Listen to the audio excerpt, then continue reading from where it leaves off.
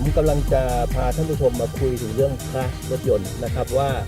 ท่านผู้ชมจะมีวิธีดูยังไงนะครับว่าคลาสเนี่ยเริ่มเสื่อมเริ่มชำรุดหรือว่าเริ่มจะหมดนะครับ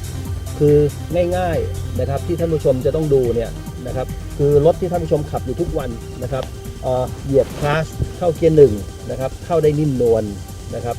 ไม่มีอาการติดขัดไม่ว่าจะเป็น1 2 3 4คือเหยียบสุดนะครับเข้าได้นิ่มนวลไม่มีอาการติดขัด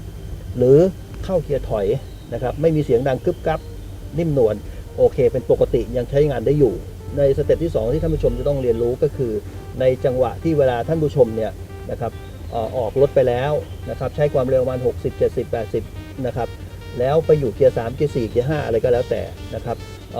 มันมีความรู้สึกเหมือนกับว่าท่านผู้ชมเนี่ยเหยียบคันเร่งนะครับรอบเครื่องยนต์เนี่ยมันสูงนะครับแต่รถมันไม่วิ่งสรุปแล้วคือมีอาการลื่นนะครับก็อาการลื่นเนี่ยสาเหตุเกิดจากผ้าคาร์ดเนี่ยหมดหรือว่าเหลือบางมากเกิดจากการชำรุดจากระบบ cover card หรือตัวหวีคาร์ดเองนะครับเพราะฉะนั้นเนี่ยถึงเวลาแล้วนะครับที่ท่านผู้ชมจะต้องตรวจสอบนะครับว่ายกเกียร์มาตรวจสอบดูผ้าหมดหรือว่าหวีชำรุดแต่ในกรณีที่ระบบปั๊มคาร์ดตัวล่างตัวบนถ้าชำรุดหรือรั่วหรือซึมเนี่ยตัวเวลาท่านผู้ชมเหยียบคลาสเนี่ยเท่ากับคลาสตัวนี้มันไม่ทำงานมันไม่ไปสั่งงานที่ตัวโคเวอร์หรือตัวหวีนะครับก็เป็นสาเหตุที่ทำให้ท่านผู้ชมเนี่ยเข้าเกียร์ไม่ได้มีอีกกรณีหนึ่งในกรณีที่เป็นคลาสใช้สาย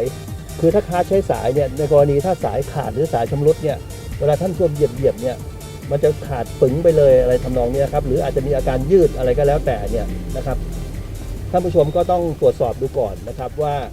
สายขาดหรือเปล่าถ้าสายขาดปุ๊บเนี่ยท่านผู้ชมเข้าเกียร์ไม่ได้แน่นอนนะครับแล้วท่านผู้ชมกลับบ้านไม่ได้ด้วยต้องหาสายคาร์ดมาเปลี่ยนก่อนนะครับท่านผู้ชมถึงจะดำเนินการขับต่อได้